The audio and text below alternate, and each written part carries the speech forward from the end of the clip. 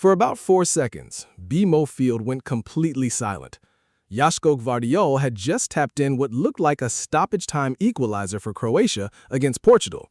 The entire bench had emptied onto the pitch, and then everyone stopped and turned toward the big screen at once. The referee was walking to the monitor, and what happened next didn't just decide a World Cup match, it reopened one of the biggest questions football has been avoiding for years. How much should a sensor inside a ball be allowed to decide a game a human being can't actually see with their own eyes? This is the 2026 World Cup, and Croatia versus Portugal round of 32 clash has become the tournament's most talked about controversy yet, not because of a bad tackle or a missed penalty, but because of a touch so small that even slow-motion replays struggled to prove it happened. Croatia's players certainly didn't think it happened. Their manager and teammates surrounded the referee. Fans in the stands started throwing water bottles onto the pitch, and millions of people watching at home were left asking the exact same question. Was Croatia actually robbed here, or did the technology just do exactly what it was designed to do? So what's really happening here? Let's break down exactly what occurred and why this call is going to be talked about long after this World Cup ends. Quick thing before we go further. If breakdowns like this are your kind of football content, hit subscribe now so you don't miss the next one.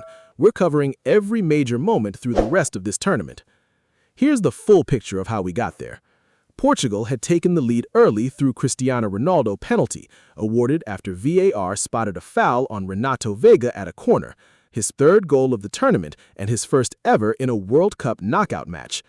Croatia hit back through Ivan Perisic 8 minutes into the second half, finishing off a well-worked move to level things at 1 apiece. With the match seemingly heading to extra time, Gonçalo Ramos, a recent AC Milan signing, headed home a winner in the 94th minute off a Rafael Leão cross, sending the Portuguese bench into celebration. Croatia, playing what many assumed could be Luka Modric's final World Cup appearance at 40 years old, kept pushing. Then, in the 103rd minute, Perisic whipped a cross into the box. It deflected off Veiga, fell to Mario Pasalic, who couldn't quite control it, and the loose ball dropped perfectly for Gvardiol to poke home from close range. Croatia thought they'd rescued the game. Referee Espin Eskis was sent to review the goal for a possible offside on Pasalic, and after a lengthy check, the goal was ruled out.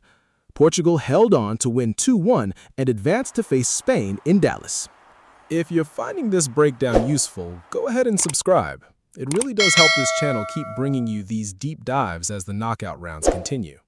Here's where things get interesting, because the reason for the disallowed goal wasn't really about Pasalic at all.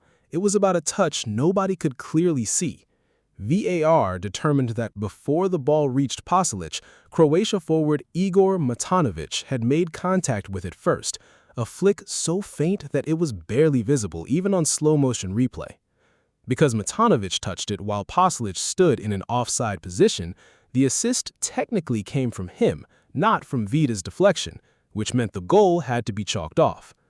The tool that made the final call wasn't the referee's eyes or even a standard replay angle, it was sensor data.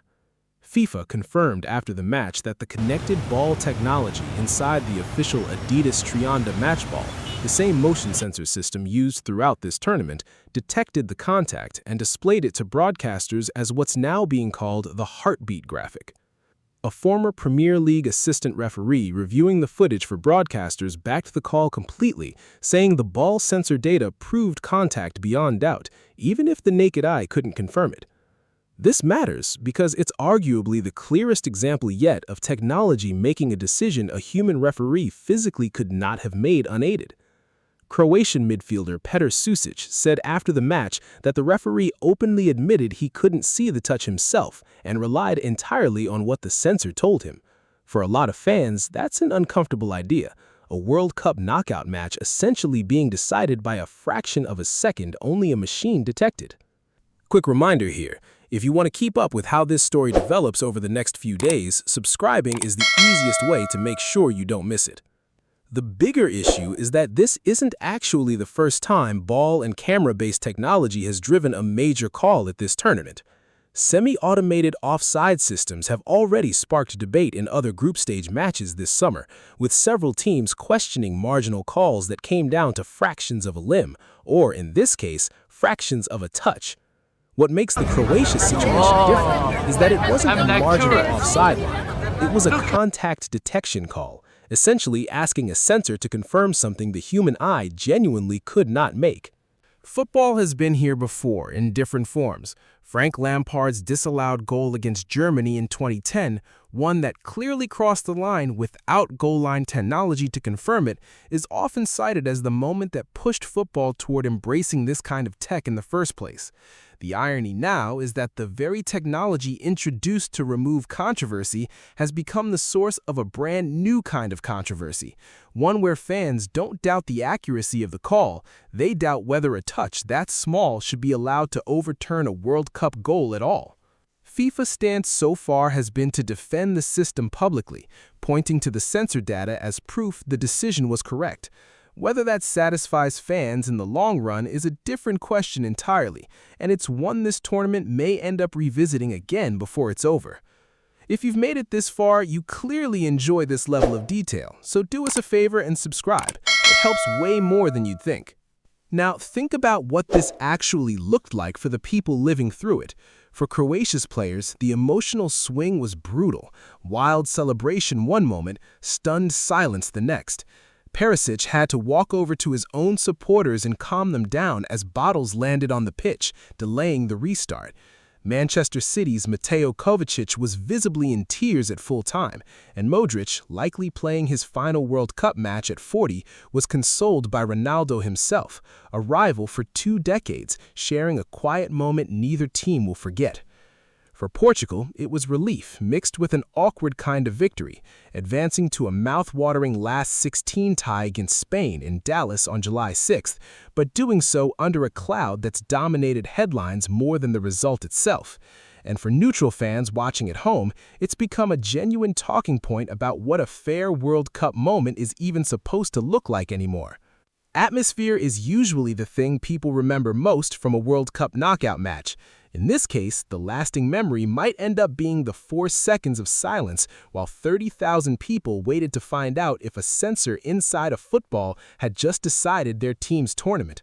If this kind of storytelling is what keeps you watching, subscribing really does make a difference for this channel, so consider tapping it now.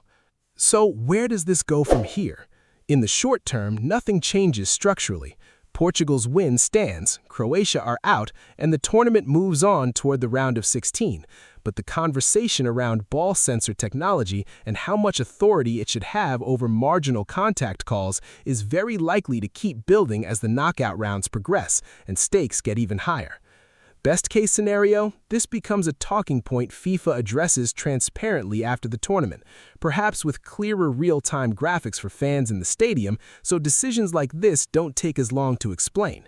Some reports suggest governing bodies are already reviewing how these decisions are communicated live, even if no formal changes have been confirmed.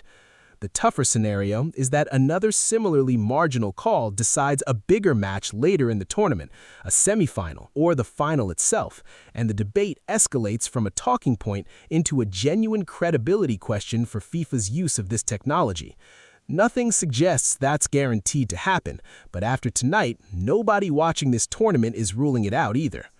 So, to bring it all together, Portugal beat Croatia 2-1 in one of this World Cup's most dramatic finishes yet, but the story became less about the scoreline and more about a sensor inside a football detecting a touch no human eye could confirm.